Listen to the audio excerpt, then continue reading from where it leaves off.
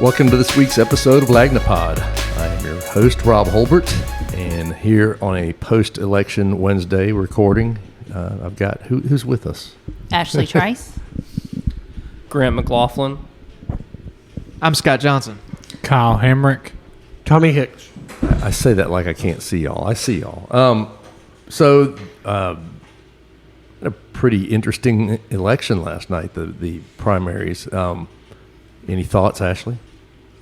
Well, I thought the highlights were one PSC is already defeated, and Yes. the second one, incumbent Chip or Chris. It's Chris Beaker. Chip Beaker was his the dad. Chris Beaker is headed to a runoff, but he came in second place, pretty far behind Jim Ziegler. Way behind. Yeah. I mean, I think it was a pretty huge Message to Alabama power. Yeah. rejection in our neck of the woods about those guys. I don't know what their numbers were statewide. I think, but they were pretty far off the pace. I think they got beat pretty badly. Yeah, I think from Mobile to Muscle Shoals, people are sick of the puppets. Beaker made the runoff, but But if you combine all of the votes, he got crushed. Yeah. I mean, he was not in it really close.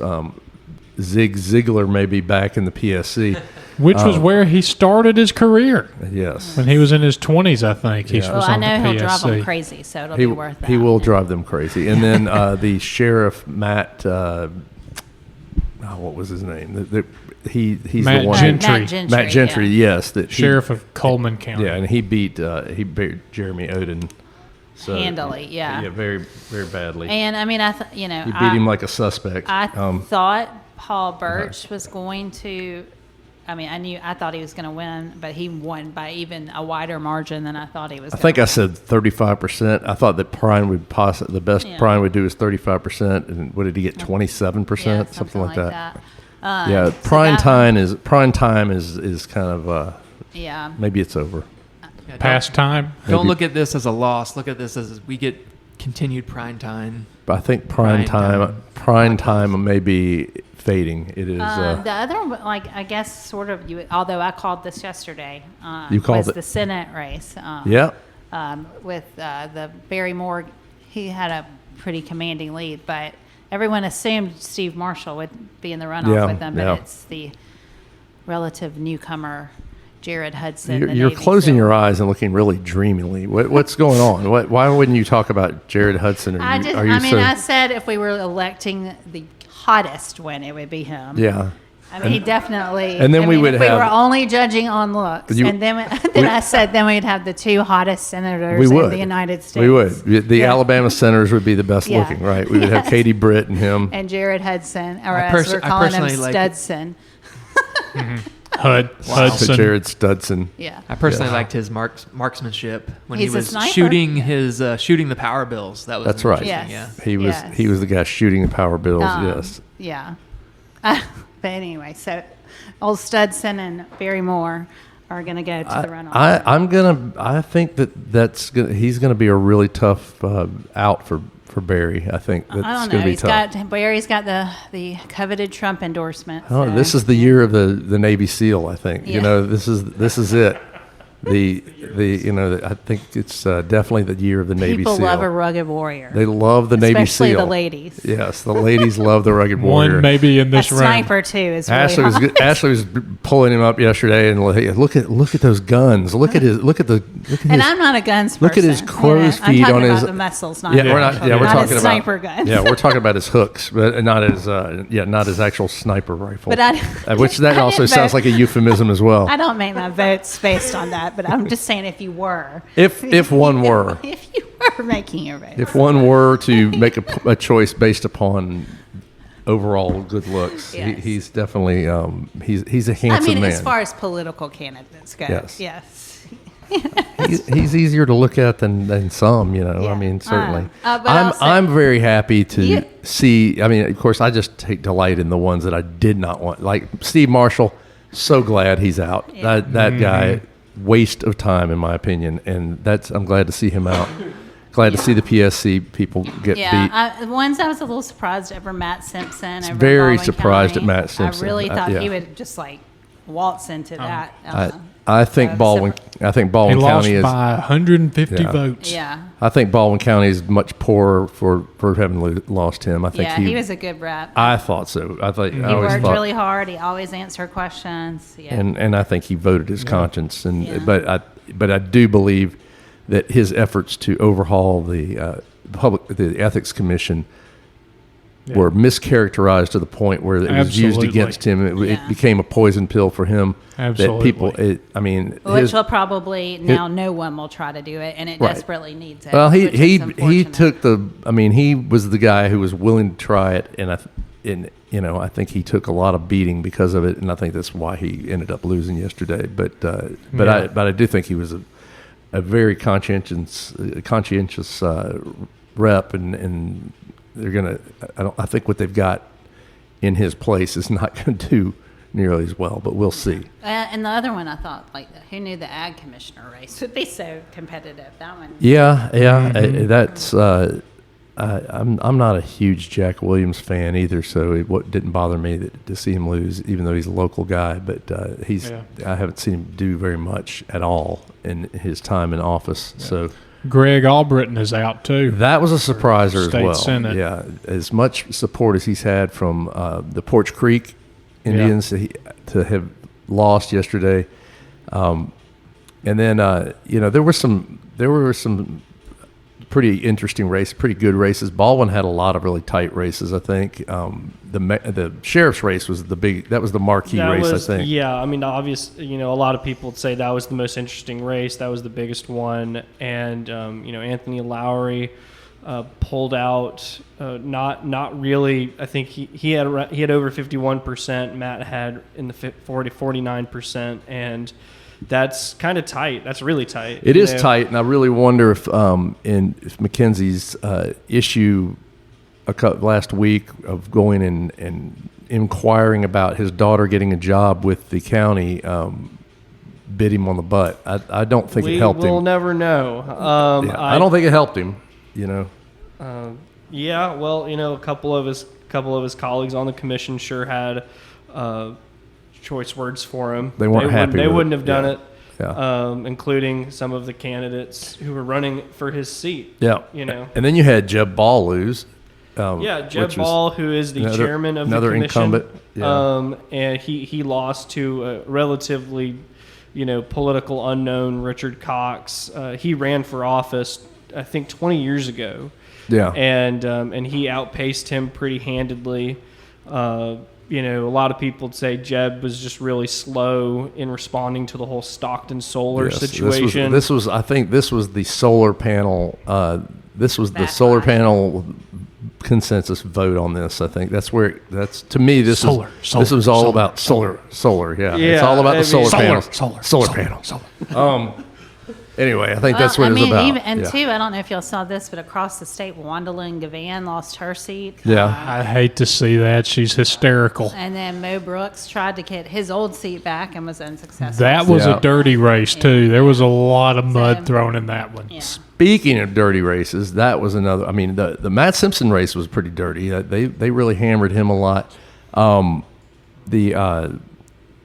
Doug Hargrove, Harwell, Rusty Glover, and Rusty Doug Glover. Harwell. That got nuts nasty. too. That was nasty. But that was folks from out of state. These packs coming in with these ads. That's what.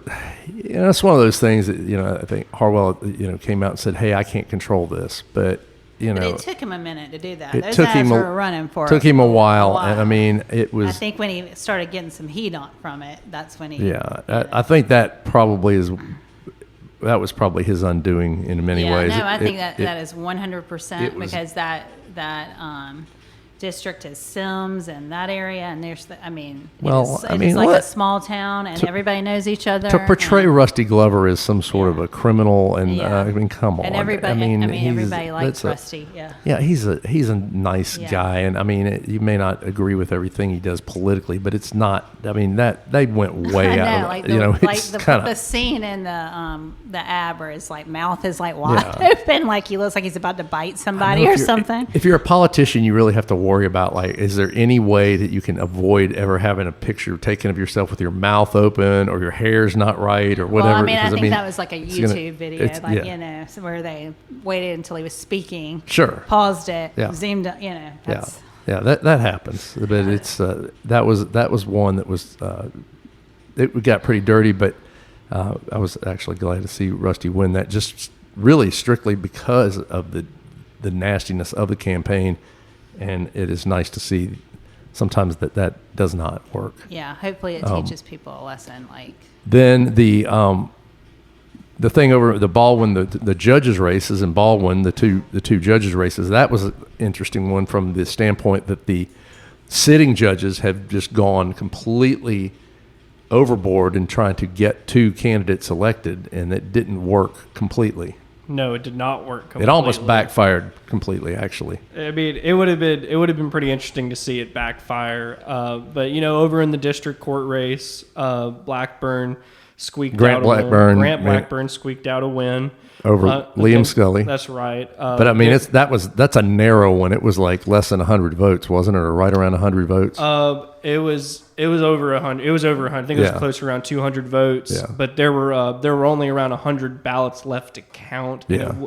And if all of them have gone to Scully, he still wouldn't win. It wouldn't, and that's what he told me this morning. And over in the circuit court race, Christy Haygood pulled out a really good Jeremiah win. Giles, yeah. Jeremiah Giles, by a lot of people, was kind of like the establishment pick because he's got family in Baldwin County politics. And also had three judges that were pushing for him, and an old judge that was running his campaign, and Jody Bishop. Jody Bishop ran both Blackburn and Giles' campaigns, so they had had all the wind behind them, and he had an enormous amount of campaign money. What I honestly, Haygood crushed I hate to him on that harken back one. to Solar.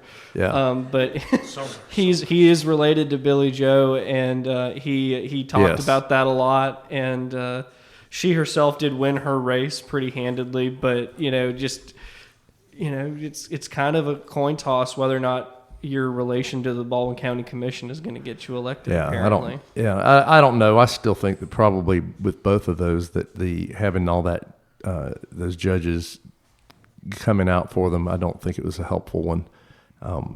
In my opinion, it was not. I think that it probably hurt both of their candidates a lot. It certainly left a bad taste in some people's mouths. Yeah. And then I think we also had one more county commission race over there as well. You had you got a Tater on board now. We've got a Tater. runoff. Tater got a runoff. Tater made it to the runoff. Tater Harris from South Baldwin County is headed to a runoff with Brett Garr. Does Brett have any sort of food related nickname that he would like to be? He like to be. Gar is a fish, right? He is a gar. Garlic bread. That's oh my gosh. Garlic bread. A cutesy nickname serves you well in Alabama politics. Is Tater? Twinkle. I don't know if Tater's a cutesy nickname though. That doesn't. I don't know where you would get that adopted into your name. I actually was driving, and I still had FM Talk on, and he was doing an interview with George Williams, and they asked him about that, and he said, well, when my mom was pregnant with me, my dad would tap her belly and say, that's my little Tater in there. Yeah. That's where it came from. I get it. For Tater Harris. I figured it would be, I figured it was something from childhood, but it's, and it stuck. Everyone calls him Tater. I can't wait. That's what he said. Him, hey, how do you prefer in print, John Tater Harris or just Tater? Yeah, I think that's it's one of those sports things in AP. The Associated Press style was always like in sports you could call somebody Tater Harris, but in news you had to be like John Tater Harris. But but maybe things have changed. There's I don't know. We're probably going on way too at length about it, Tater. But anyway, I would say for that race in particular, Tracy Gamble, who came in third. I've seen her at almost every commission meeting I go to. Mm-hmm. And it was kind of odd. She's a pretty vocal. Very, very vocal outside of the campaign world about the evil development of Baldwin County. Yes. So it was kind of odd to see her kind of come in third, but.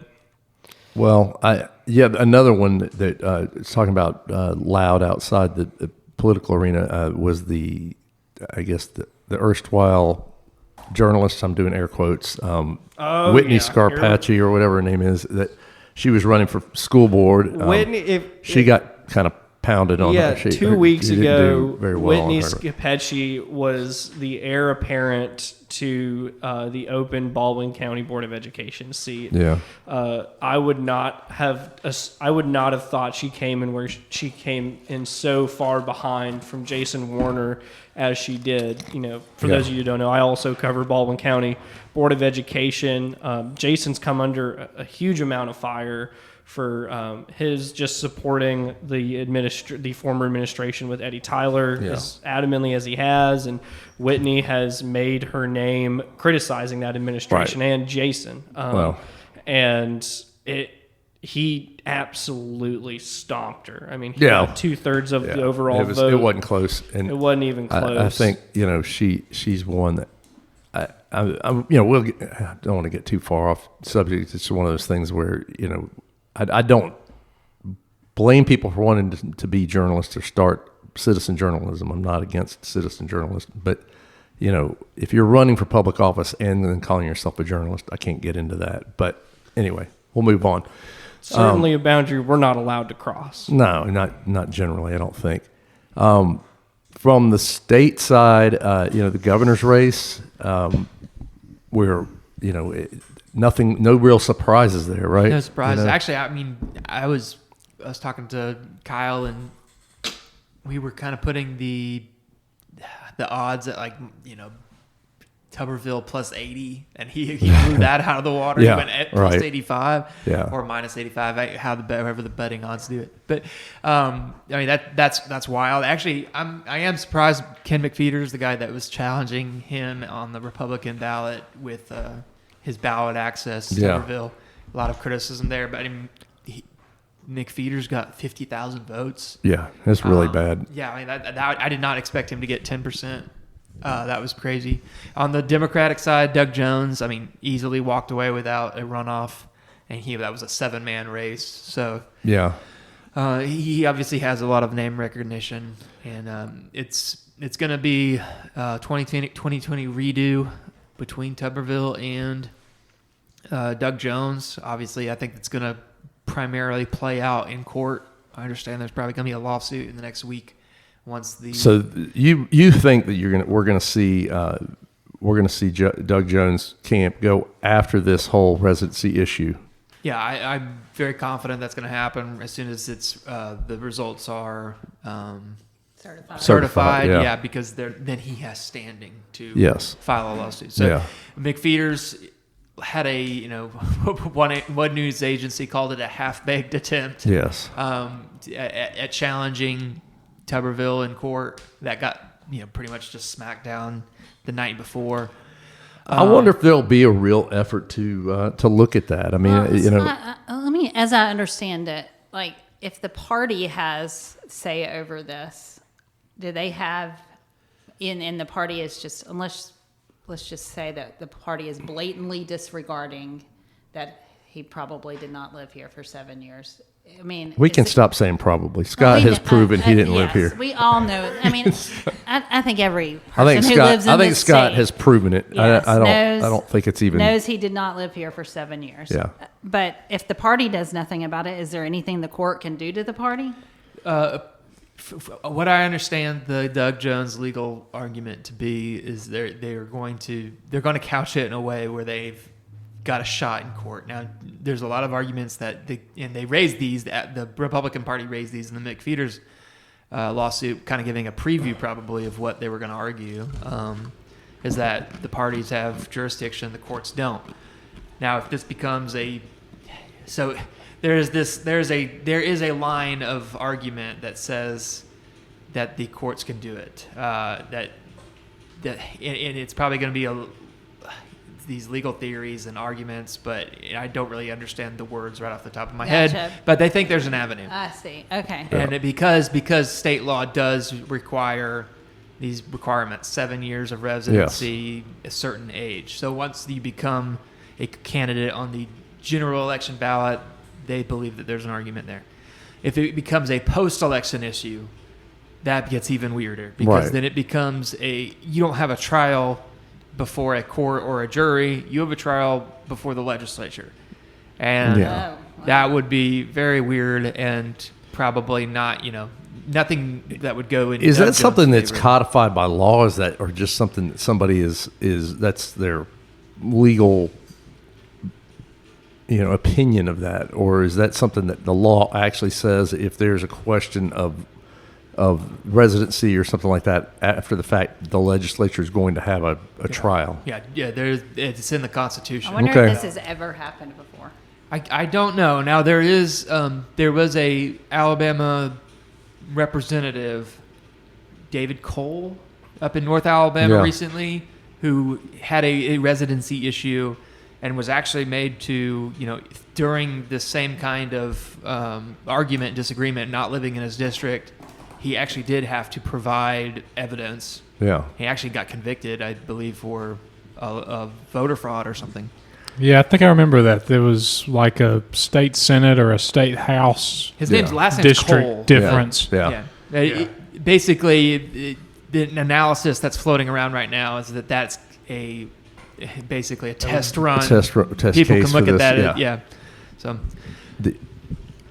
if it should be proven, the state takes it up and they declare that he is ineligible to run. Right. What would happen then? Would there be a special election? That was my next question. Where do you go from there? I don't know. On the pre-election side, I'm not really familiar with that. On the post-election side, I know it would default to lieutenant governor. So the lieutenant governor would then move into the office if that were the case. Also, apparently has a residency issue. So, well, maybe. Which one? Maybe. Is that John Wall? John Wall has controversial residency. Someone, they argue he lived in Tennessee for a bit. Yeah. So that might actually. I don't know if anybody will. Does the lieutenant governor have the same residency requirement? Yep. It's 7 years as well. Okay. Governor and lieutenant governor both have 7 years. It's nuts, man. The whole thing is just crazy, and I think this is, one of these things why, the rules apply, and people should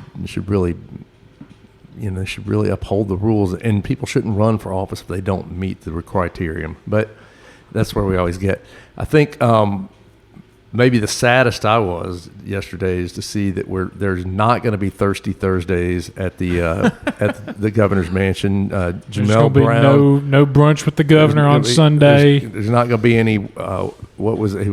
He had Thirsty Thursdays, and Jamel Brown wanted to have all sorts of stuff. He was going to make down at the Montgomery a strip club city. Yeah, that's right. Montgomery's going to be a strip club city. He wanted to legalize gambling and marijuana. Yeah. Make Montgomery a strip club city. He was a pastor as well. He was, yes. There was going to be a worship service on the front lawn. I will say he was a long shot gubernatorial candidate, but he did get more votes than Chad Chig Martin. He did, which has got to be a little heartbreaking for Chad Chig. Yeah. Chad Chig, Alabama will. Chad Chig has got to be having a little tough time. Young Boozer, of course, and that's just his God. Young Boozer, sailed once again to victory. Jamel Brown had a video of himself today trying to catch turtles in a stream or something and almost falling in. He nearly went in head first. Admitted he's not a swimmer, so I don't know, but he's keep your eye on that young man. I think he's got a political future. He said,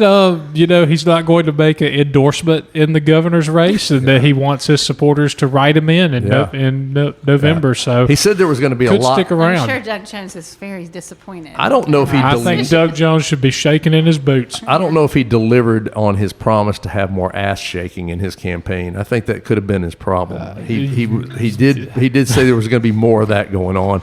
That was like a month or two ago, and I didn't see any. You saw zero ass shaking. I saw zero ass shaking, but he was saying there was going to be some. So you can't promise, make promises and not deliver. That's the bait and switch there. Speaking of shaking, a little shake up on the Secretary of State, Caroline Dobson can walk away with it. So no runoff. Yeah, that's a She's a big one for fan her. of the breakfast gumbo from the Satsuma Chevron. Okay, yeah. Who isn't? And then, Yeah, who and then is I think we'll end our recap here with this We one. had one more though. We didn't talk about AG, or did we? Oh, we could. Oh, yeah. We talk about AG. Talk about AG. Well, no, it's just we were going to have the that was the dirtiest campaign. That was the Statewide dirtiest, yes. dirtiest one, and now we Went got overseas.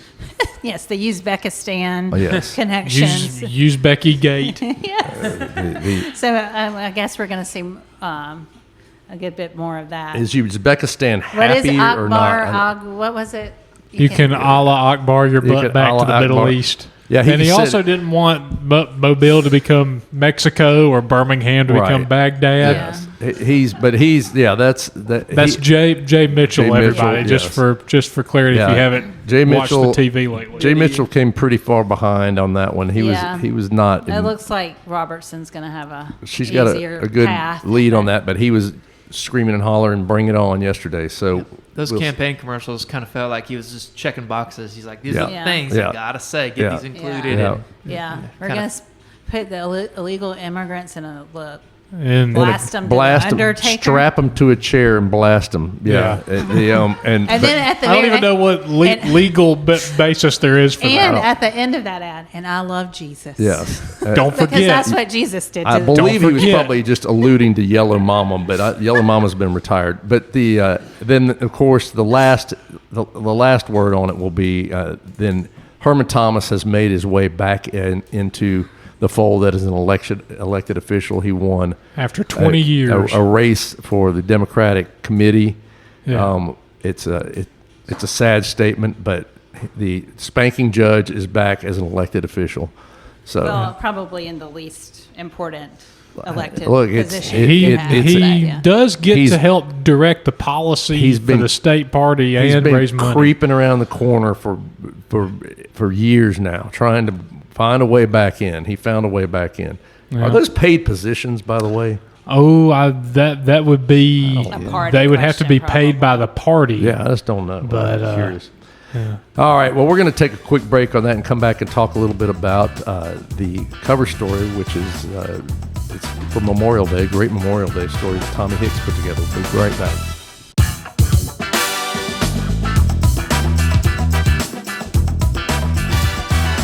And we are back with Tommy Hicks. Tommy, there's a little bit of football news this time of year. It's not maybe the best kind of football news, but There's always football news, but Yes. sometimes it's more newsy than others. Yeah. Right now, Zach Golson, who's the head coach at MGM, has been placed on a leave of absence. I talked to him the day that the news broke.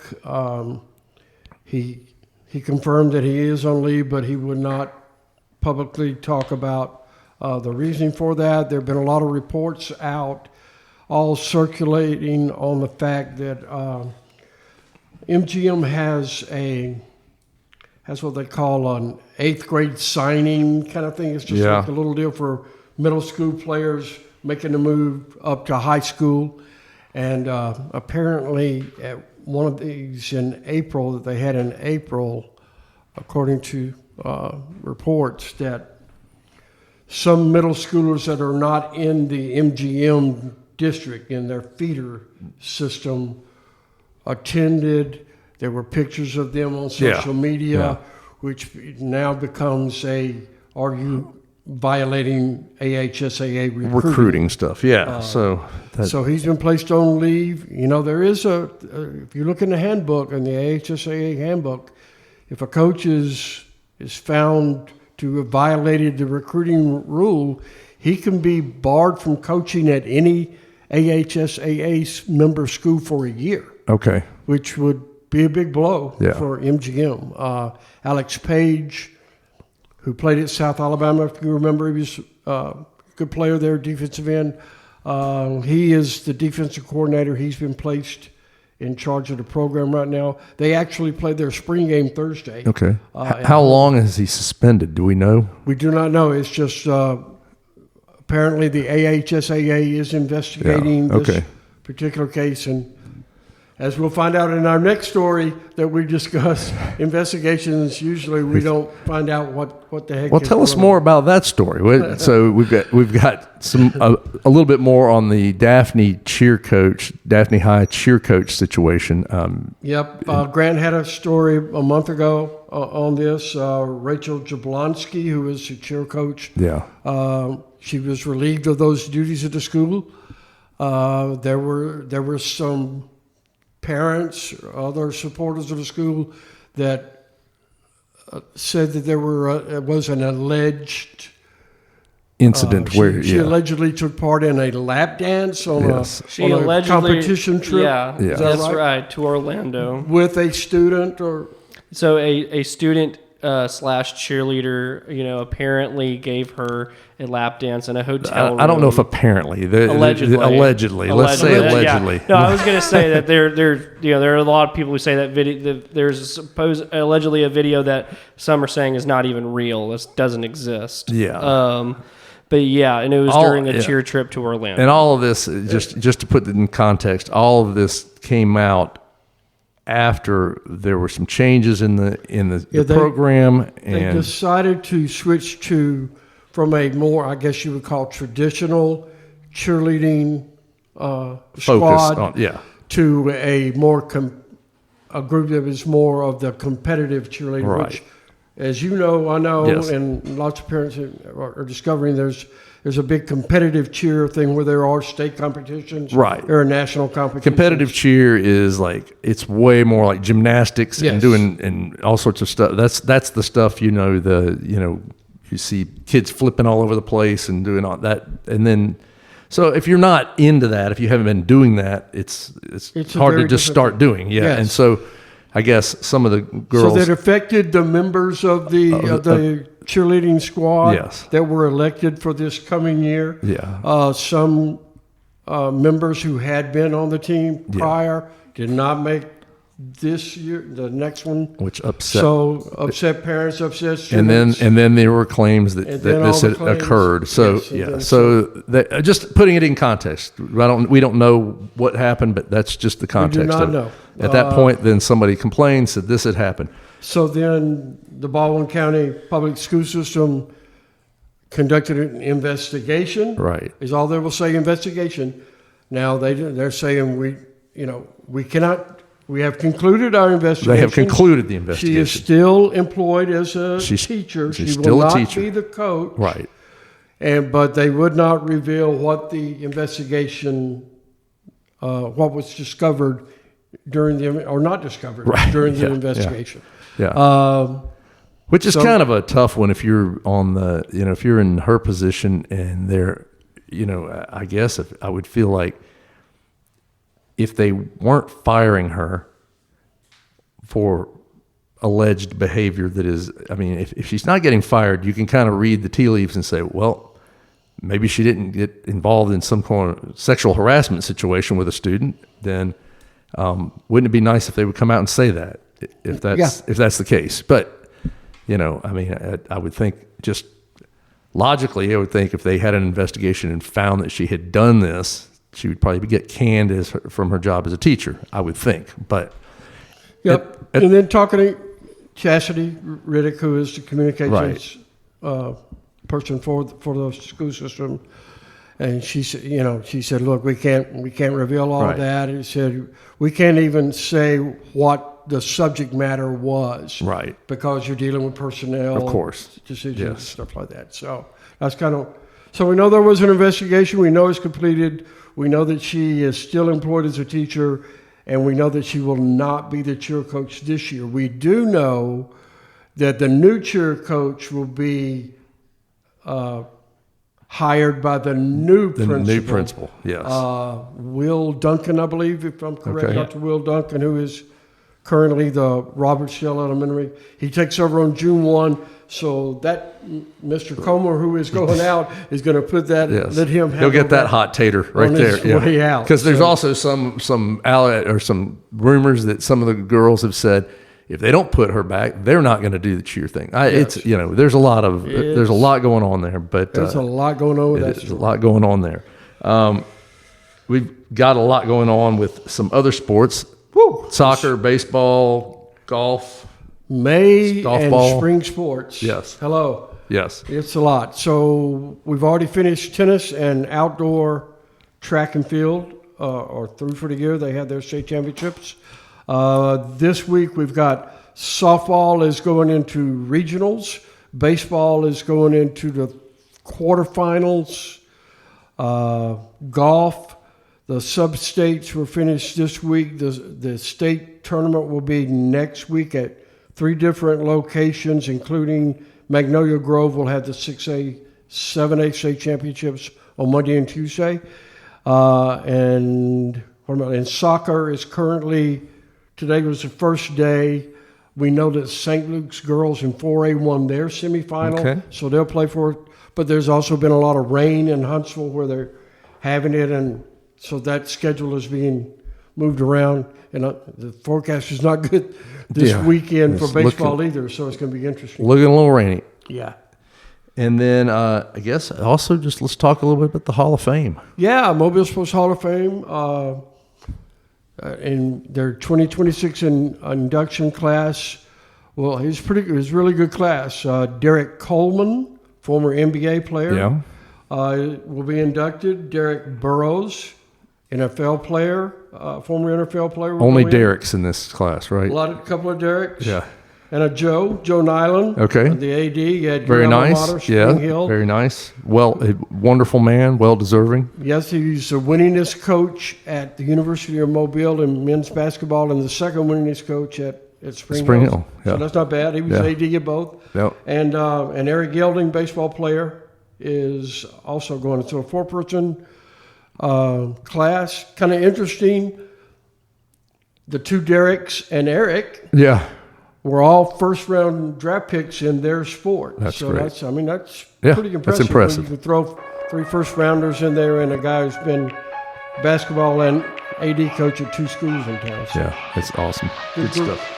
All right. Well, thank you, Tommy. Right. We're going to take a quick break, guys. We'll come right back and talk a little bit more. The Lagnapod is a Something Extra publishing production. Executive producers are Rob Holbert and Ashley Trice. Music is by Some Pulse Sounds and Electro Animals. Only subscribers like you have access to this podcast. Tell your friends they can sign up at my.lanyapwebbill.com. For advertising opportunities, please call 251-450-4466.